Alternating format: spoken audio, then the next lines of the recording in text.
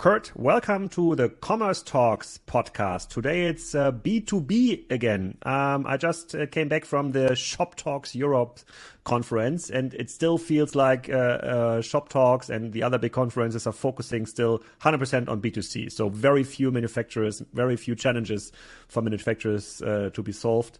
In your LinkedIn profile, I can read you're the e-commerce evangelist for manufacturers. So you have to do your daily Shop Talks conference yourself with your customers. Can you introduce yourself a bit before we're diving into the core topics? Sure, absolutely. Thanks, Alex. And before I get into that, I have to share what an absolute honor and privilege it is to be with you. My respect and admiration for what you've done as a serial e-commerce entrepreneur is nothing short of amazing. So kudos to you for kind of leading the charge, helping small entrepreneurs, worldwide to capture this e-commerce opportunity. So great to be here. My company is B2Btail. Little play on words, instead of retail, it's B2Btail. So hopefully you might like that one. And so what my shtick is I do e-commerce training, workshops, webinars for manufacturers. And a lot of folks that are digital immigrants, maybe they're Gen X or baby boomers is, a phrase that we use here in the States. And, a little bit resistant or newer to this whole digital transformation or e-commerce. And so we want to teach our manufacturers how to fish in those e-commerce waters. So we want to kind of teach them of how to figure this thing out. So that's my shtick. But I read in your CV you started your own e-commerce company like how much 1995 almost. That's like almost 30 years ago. It feels like. Yes. And you became like very successful. So it was not a small business. Can you tell us a bit about it? Sure. So 1995. That means one thing only. Alex. It means that I'm an old dude. So yeah. So in 1995, I had a wholesale business and I was struggling horribly. My accountant likes to say that I was the biggest train wreck that she had ever met, and just sheer out of desperation and running out of options. It was 1995, and I don't know if you're even old enough to remember those days. It was like, you had like these little CDs were going out to people's homes and 14.4 modem dial-up. And I'm like, man, I'm just running out of options. Let me try this little e-commerce thing. Big times of AOL. AOL was actually AOL owned 50% of the CD printing market back at this time. Hey, vertical integration, right? So you had Prodigy, Excite, Netscape. You had all sorts of companies way back in the day. This is pre-Google. And so, yeah, the whole e-commerce thing. And what's fascinating, when you look at the whole scope, so yeah, that was 27 years ago, but we are still in the infant stages of e-commerce. So, again, the companies that I'm working with, small manufacturers, custom manufacturers, where e-commerce is new and they feel like they're late to the game, they are absolutely not late to the game. This party is just starting. And so there's just tremendous opportunity with e-commerce. So yeah, so I had a wholesale business, converted into e-commerce. Took me a long time. It was very stressful, very challenging. We finally, through the 2000s, anybody that was in e-commerce and survived the dot-com bubble in 99 and 2000, if you survived it, then all of a sudden the saving grace was Google. When Google hit the scene, and then all of a sudden social media started hitting the scene, like Facebook in 2003 and Twitter and YouTube. And so we just embraced all those opportunities and had a nice run. We ended up on the Internet Retailer Top 1,000 Companies 3 years in a row. And I ended up selling that company. So yeah, it's been a great run. And compared to what happened like 25 years, 30 years ago, the challenges today when it comes to starting a new online business, especially in B2B, are a bit different. And I saw some numbers. I think you're also sharing these numbers. We are talking about like 1.8 trillion or even bigger B2B market. Lots of those market might be already like digitized, whatever it means. Mm-hmm. So are there still many companies that are about to start and need some help starting stuff in B2B, or do we have a market where only advanced players are playing the game? The party's just starting, and again, I give credit to you and your partner Boris for having a vision to start your e-commerce company in 2014. A lot of players were already in the field, and so I just really respect and admire, your scrappiness as an entrepreneur. to plunge in. So on the B2B side for manufacturers, I don't, don't quote me or back me up on these stats. I think like e-commerce retail sales represent like 15% of the market, 15% of the retail market. Okay. If it doubles every year for like the next however many years, we're still only going to be like maybe what, 25%. You know what I'm saying? Like it's it's just such a small market. On the B2B side, I believe it's under 10%. So in the grand scheme of things, it is, like if we looked at the stock market 100 and some years ago, or say 100 years from now, we're like, man, should I invest in the stock market? It's ugly right now. Da, da, da, da. If you just go in and you're just patient and you just stay, get involved in just time, you're just blossoming, just being part of that wave. In e-commerce, what I found with my e-commerce company, we were growing double digits every year. I know you're growing triple digits every year. God bless you. We were growing double digits every year just being in e-commerce. By just being in e-commerce, you're growing at double digits. So it is absolutely not too late. We are just starting. And so anybody out there that's considering e-commerce, now's the time to get into it. But what's different from my point of view compared to the 20 years ago, and I started late in the 90s understanding like e-commerce and online marketing. So we had time actually to digest every new development. So we started with the desktop. Our biggest problem like 20 years ago was, does a website work in Internet Explorer and later than in Firefox? So that was a main challenge. There was no mobile around, there was no metaverse, there was no SEO, there was no first party cookie policy, third party, there was no Amazon advertising system. Yeah. Today, if you're entering the market, also in B2B, it's like super, super, super, super complex. But to be successful in that market and to be able to grow with the market, might be double digits or triple digits depending on the niche, you have to like really ramp and accelerate your learning curve very fast. So there is no time to learn because like every year there's like new technology coming on top. So how do you see B2B companies, and you're saying you're helping especially smaller B2B companies when they're starting this kind of journey, how do you help them to adapt? Because from their point of view, it feels like they need to hire 100 people in order to just get on par, to get the basics right. That's not about like becoming a B2B e-commerce leader. How does it work?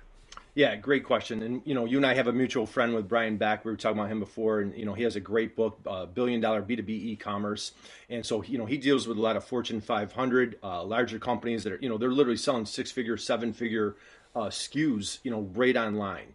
So, from the world that I'm in, it's a lot of, my preach is a lot of custom manufacturers where they make a part, they make a unit, they make a component for somebody else. They're in the supply chain, maybe aerospace, auto, food, whatever it might be, and they make a part or a component, and yet they feel left out of this e-commerce space.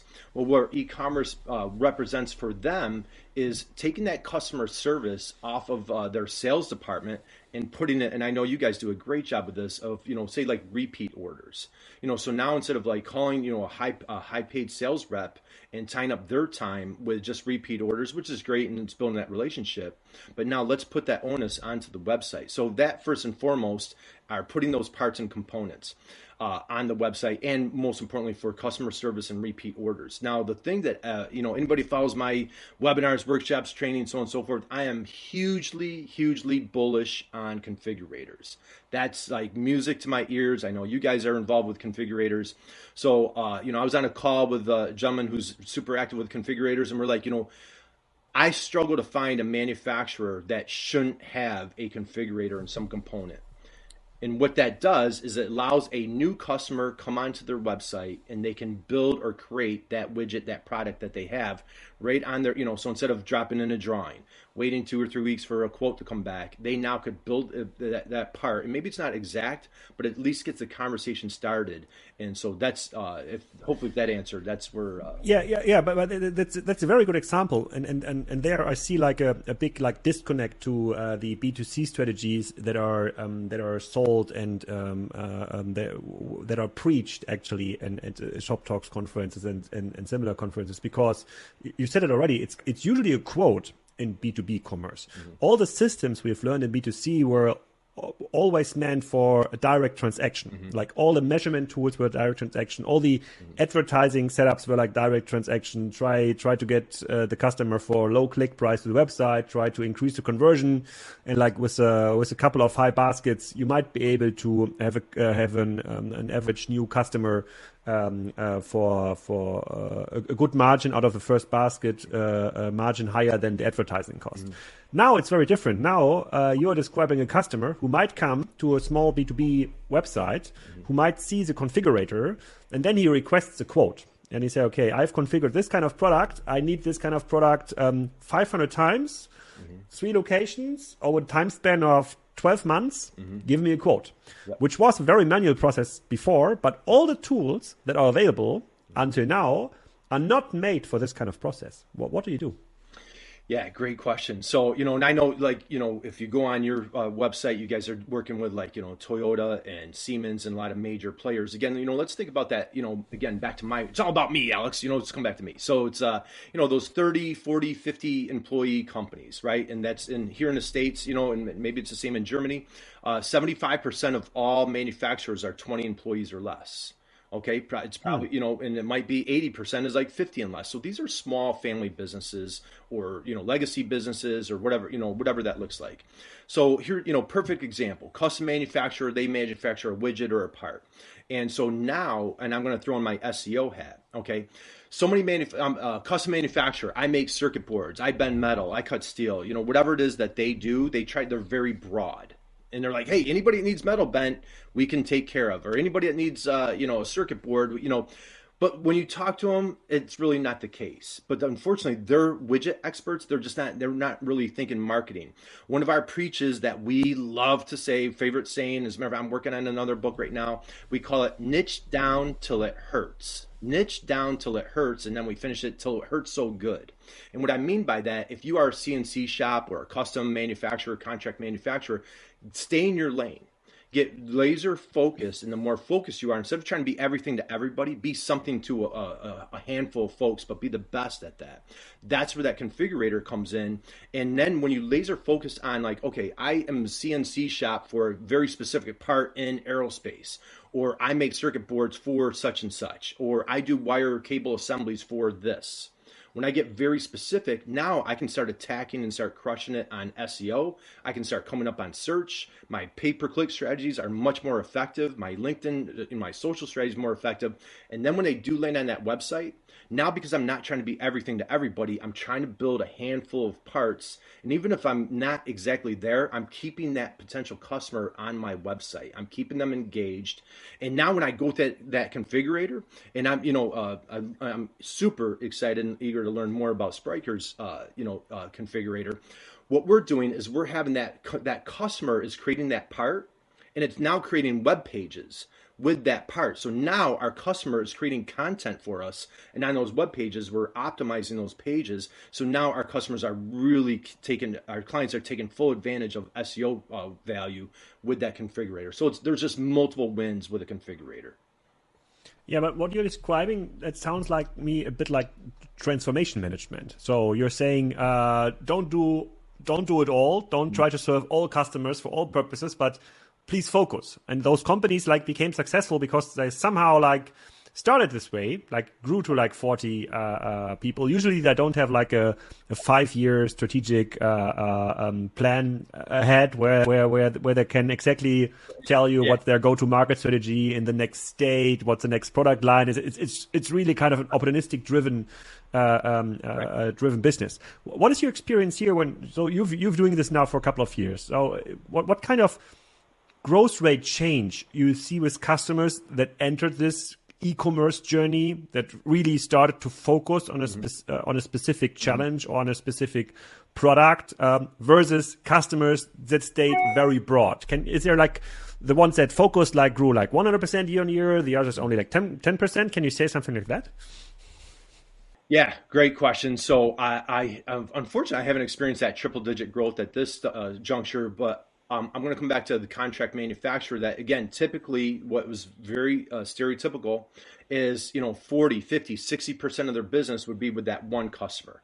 If they're an auto, it might be either they're dealing with one of the major auto manufacturers or somebody in that supply chain. If they're in aerospace, they're dealing directly with Boeing, or they're dealing with somebody in the food chain to Boeing.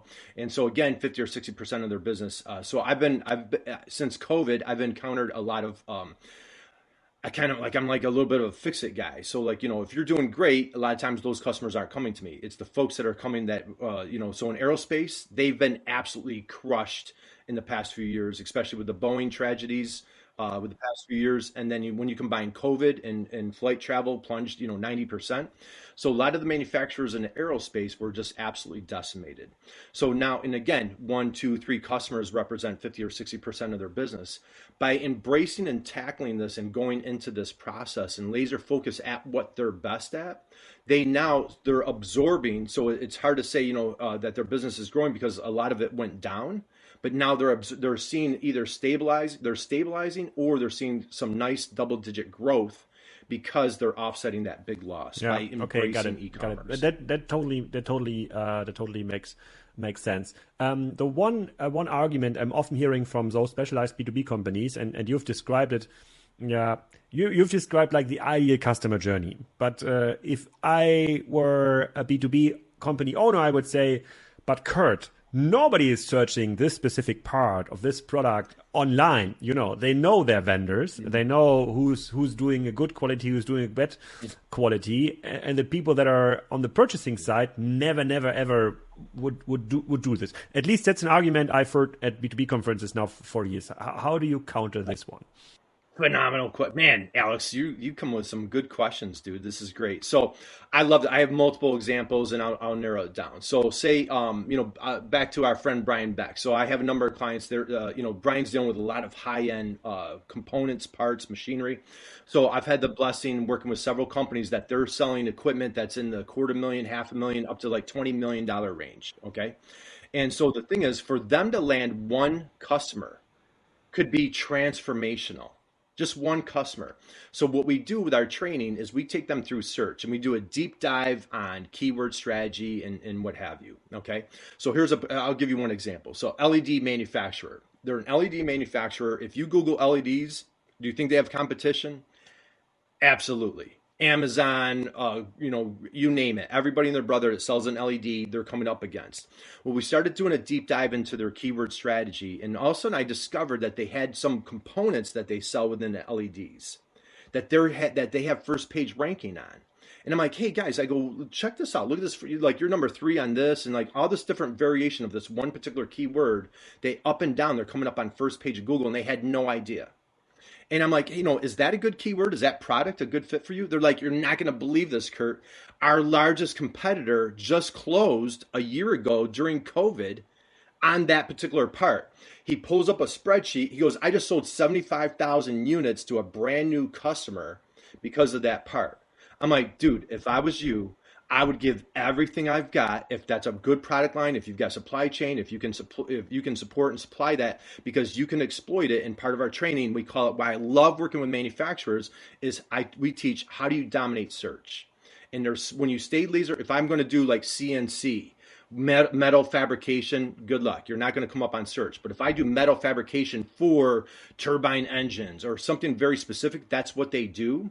And that ideal customer out there is indeed searching that, or they're on LinkedIn searching it, or what have you. When you're preaching that consistently, they're gonna marry that ideal customer. They're gonna be the best in that lane instead of trying to be, jack of all trades, master of none. When we try to be everything to everyone, we are nothing to no one. So that's why we I would argue that on the SEO side or advertising side, you have to wait for the customer. But there might be some smart salespeople or a field sales department from the B2B manufacturer that say, okay, what's my job in the future? Then like a good consultant would say, your job is like finding customers on LinkedIn, trying to create a campaign. Maybe a brand awareness campaign, maybe a best CNC manufacturer in Tennessee campaign, whatever it is, to raise awareness and therefore like getting more top of the funnel traffic for the website, which will also increase the signaling on the SEO side. Have you seen manufacturers, especially with this size, like 40, 50 people, being able to do this? Because we are doing this obviously as Spryker, and it's a hell of complicated environment today, not only on LinkedIn, but on other channels too. But I would do it because it makes sense. You can find customers on LinkedIn for a CNC manufacturer in Tennessee. Absolutely. So, great example, great analogy. One thing that we love to preach and teach is like, how do you create that strong referral network? Okay. So for kind of like we call our training edutainment. So we try to make it a lot of fun and like, people don't want to be bored to death. So we have a lot of different trainers. I mentioned like Brian Beck's one of our, one of our speakers. We do a lot of webinars. And so we preach like there is no death by PowerPoint under any circumstance. So we try to make them really fun and we try to make them engaging. So when we're tracking that ideal customer, we call them soulmates. How do we track and identify soulmates, the ideal customer? Okay. And so what we do with that referral network, we call it that soulmate 100. So if I manufacture a lamp, I want to partner, buddy up, become best friends with who's the lampshade guy, who's the woman that's selling light bulbs, any other accessories that's going to go around my lamp. If I'm a lamp manufacturer, I want to have like a nice network. So here's a great example. So I have a client, they're in forging. Okay. So they're in forging and then in a very specific portion of forging, but it's forging is very broad. So like we've been like really focused. As a matter of fact, I'm on a call with them a little after our call today. And so what we've done is we've niched down, we focus on the parts that they forge. Well, they're in auto space. They do a lot of parts and components for steering columns. So now what they're doing is they're getting aggressive on LinkedIn and they're partnering, aligning themselves with anybody else that's making those other parts within that steering column. Because guess what? They're targeting the exact same folks. So they're trying to create a real strong referral network, number one. Number two, they're attacking those keywords on the specific parts of that steering column. So instead of just like broad forging and again, trying to be everything to everybody, they're trying to attack the very parts that they're the best at. So that's my answer to that. Okay. And then maybe as the last part of the podcast, what manufacturing is usually like an early indicator when it comes to recession or inflation development. And you're obviously talking to like hundreds of different companies in different spaces. Maybe let's count out the COVID effect. Do you see within like the recent months where we have like this kind of tech stock crash, do you see an effect on the manufacturing market? So less orders, less volume, less demand? From a tech standpoint, I personally have not witnessed that. I'm sure the same in Germany, labor shortage, supply chain disruption, getting, having people show up to work, that's been their, keeping their employees safe. Those are their three top priorities right now. So, as far as the tech, again, a lot of them are using Excel for spreadsheets or their CRM. Unfortunately, they're in God bless them, they're small. They just have limited resources, limited tools. They're not the most tech savvy. So I personally have not seen the tech side hitting my world. And again, like the manufacturers I work with are traditionally on the smaller side. So I have not witnessed that. And then most likely there was the same discussion in the US like it was in Europe because of the supply chain issues with China during COVID. So many manufacturers in Europe said, okay, we need to have a much more diverse supply chain setup. So more stuff must come out of Europe or the US or wherever, just not one part of the world, which definitely should have a strong positive effect on lots of manufacturers. Have you seen that in the US or is this happening?